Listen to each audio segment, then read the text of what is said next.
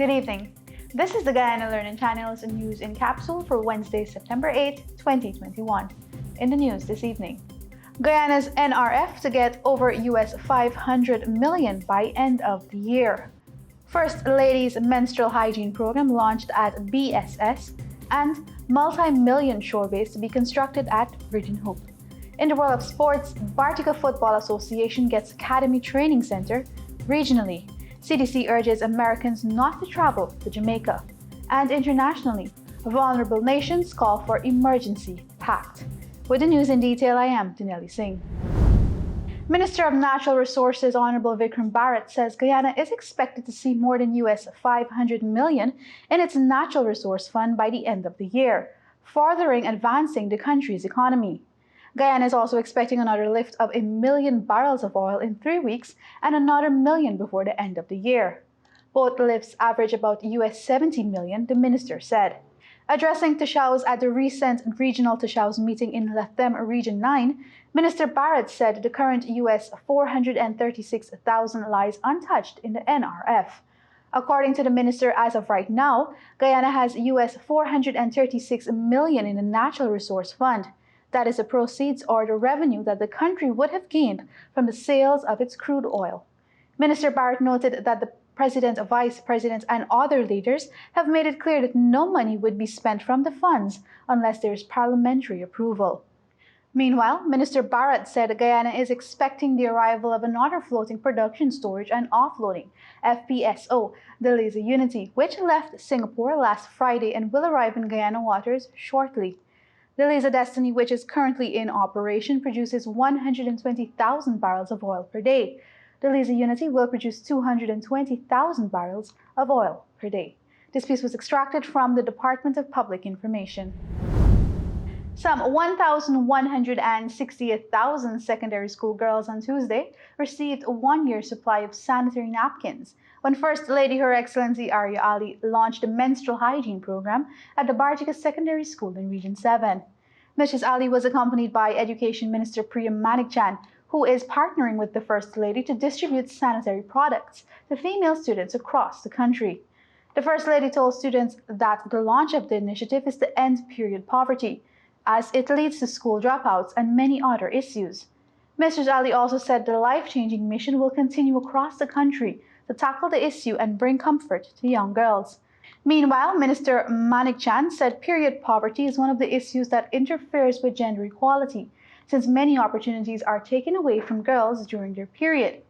This piece was extracted and modified from the Department of Public Information.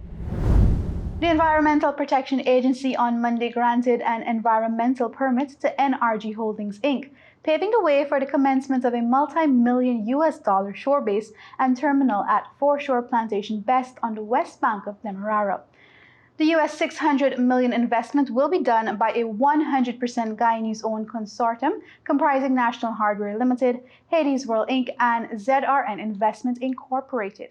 Some of the features of the facility will include an offshore terminal, dry dock facility, a fabrication yard, offshore components, umbilical preparation and spooling yard, administrative buildings to house offices and modernized logistics centers, warehousing area for helipad, a wharf, berths, and dry dock. The port facility is expected to generate massive employment and revenue opportunities for Guyanese. Located at Virgin Hope Region 3, it will occupy some 400 hectares of coastal land. When it comes to employment, approximately 150 to 200 persons will be employed during construction and 50 to 100 persons will be employed for the basic operation and maintenance of the base port facilities. Phase 1 of the project will see the deepening, widening, and dredging of the access channel, as well as land reclamation. It also includes an offshore terminal, dry dock facility, and fabrication yard spanning 65 hectares. Meanwhile, Phase 2 involves deepening the dredging of the access canal and expanded reclamation. According to the investors, the facility will also see services previously provided out of Trinidad now being carried out in Guyana, with the local economy benefiting from employment, duties and taxes, ancillary goods and services, and capacity building. This piece was extracted from iNews. And now in the world of sports, the Bartica Football Association launched its Academy Training Center over the weekend in the presence of the Guyana Football Federation President Wayne Ford.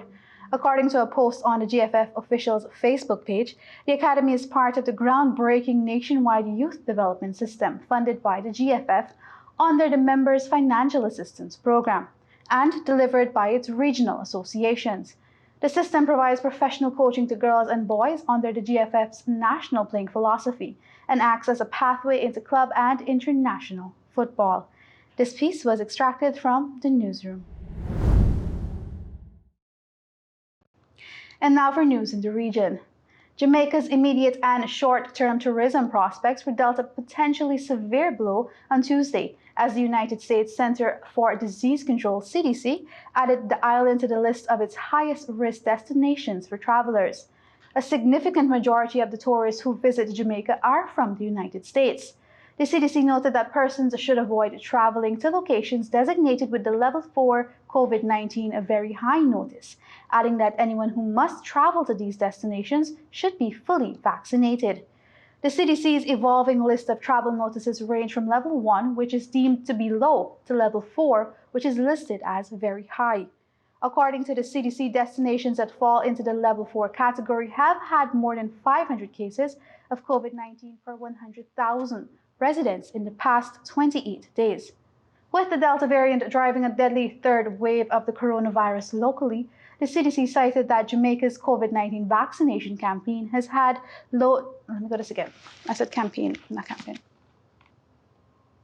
With the Delta variant driving a deadly third wave of the coronavirus locally, the CDC cited that Jamaica's COVID-19 vaccination campaign had had low numbers so far, with only 19 doses given per 100 people as of Tuesday. Nearly 600,000 Jamaicans have received at least one dose of one of the approved vaccines so far. Jamaica's third wave of the COVID-19 pandemic started around mid-July and escalated rapidly in August, with increased infections, hospitalizations, and death. This piece was extracted from Loop News Caribbean. And now for international news. The countries most vulnerable to climate change are calling for an emergency pact to tackle rising temperatures.